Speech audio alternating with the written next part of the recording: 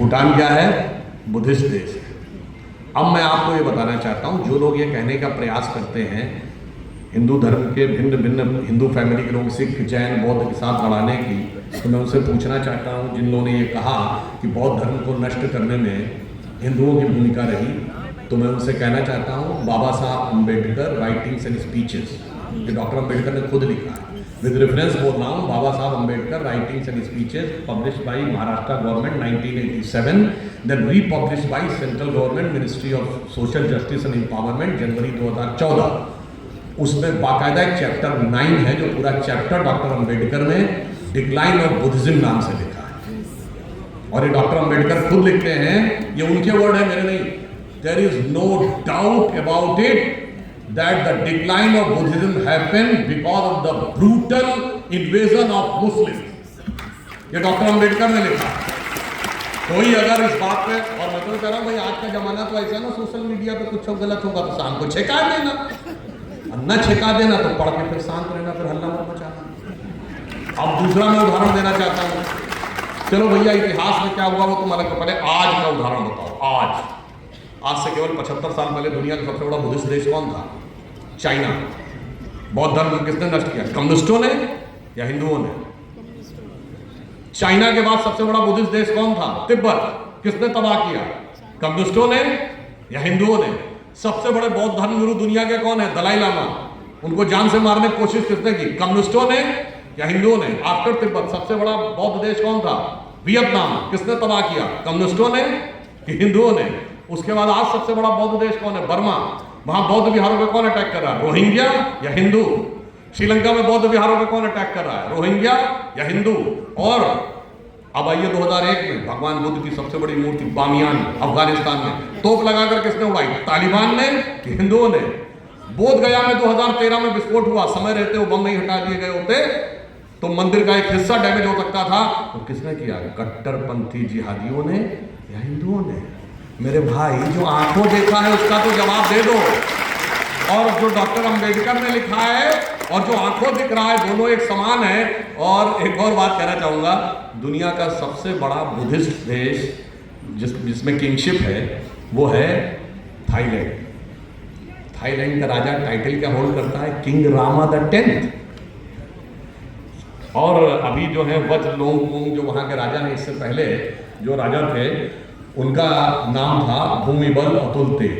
Actually में वो संस्कृत का शब्द है Bhumibol Adulyadej, king Rama the 9th, and this is the biggest Buddhist country of the world. इसलिए मैं कह रहा हूँ, ये जो गुलामी की मानसिकता का विष जो है, और खासकर मैकाले और मार्क्स की मानसिकता का विष जो समाज में सिर्फ लड़ाने के लिए है, हमें उन चीजों से संभल के रहना है।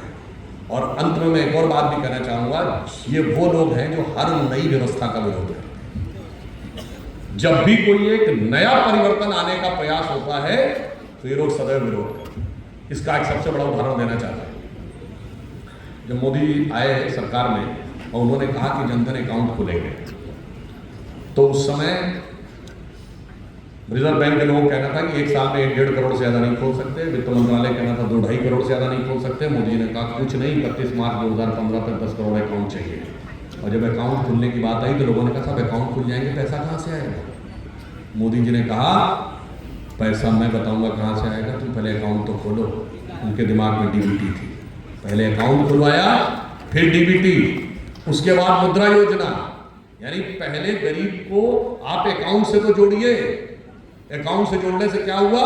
एक जमाने में जो 1 रुपया दिल्ली से चलता था 15 पैसे पहुंचता था। तो राजीव गांधी जी बोले थे, ऐसे थोड़ा सा जानकर बहुत से लोगों को नहीं ध्यान होगा, राजीव गांधी जी बोले कहाँ? वो फ्लोर ऑफ द हाउस में बोले थे पार्लियामेंट। और उनका एग्जैक्ट वाक्य जानते क्या था? दिल्ली से जब रुपया चलता है तो एक हाथ से दूसरे हाथ से तीसरे हाथ में जाते जाते घिसते घिसते 15 पैसे पहुंचता है। ये एक हाथ से दूसरे हाथ से तीसरे हाथ में जाने वालों ने, हाथ वालों ने ऐसी करामात दिखाई थी कि 15 पैसे भी पहुंचता था। अब मोदी जी ने वो काम किया है कि हाथ वाले हाथ लगते रह जाते हैं, 100 का 100 पैसा पहुंचता है।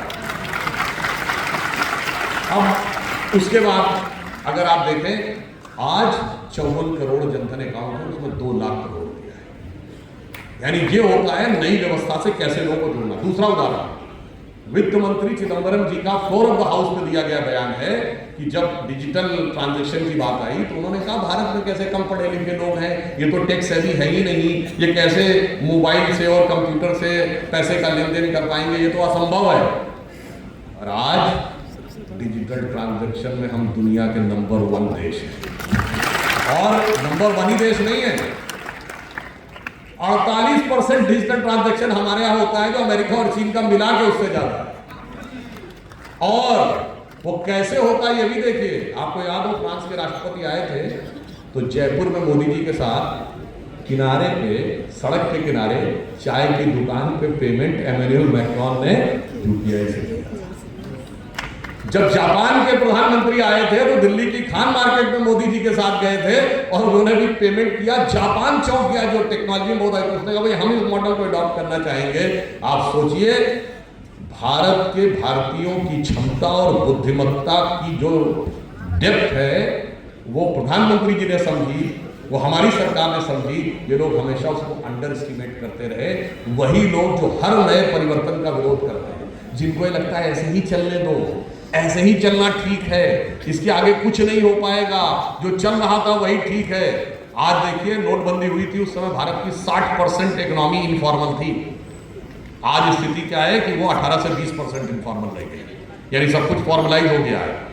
तो अंतर क्या है कि ये लोग जानते हैं कैसे स्टेटस को रखने वाले हैं। ये कहते हैं जो चल रहा है चलने तो उसको चेंज ना करो। मैं एक उदाहरण बताना चाहता हूँ। हमारी सरकार आई तो मोदी जी ने क्या किया, नए नियम तो बहुत सरकारें बनाती हैं, उन्होंने 1500 पुराने नियम खत्म कर दिए। कहा इसकी जरूरत ही नहीं है। जिसमें शायद आप लोगों ने एक सुना होगा, मुझे पूरा ध्यान नहीं है, कि मद्रास प्रेसिडेंसी के जमाने से वो गवर्नर को कुछ कॉफी बनाने वाले की भी एक पोस्ट थी जो करीब 50 साल बाद तक तमिलनाडु की सरकार में चलती रही। एक घटना मुझे खुद अमित शाह जी ने बताई थी कि जब वो गुजरात के गृह मंत्री बने तो 1965 के पाकिस्तान युद्ध के समय पाकिस्तान क्या करता था, कुछ गुब्बारे छोड़ता था उधर से, और उन गुब्बारों के द्वारा कुछ पैम्फलेट गिराता था भारत के इलाके में, मतलब प्रचार सामग्री कंफ्यूज करने के लिए। तो पुलिस की ड्यूटी लगाई जाती थी, तो वो रोज रिपोर्ट देती थी कि भाई वहाँ कोई गुब्बारा तो नहीं पकड़ा गया। अब आप समझिए सन 2003 या 4 की बात है।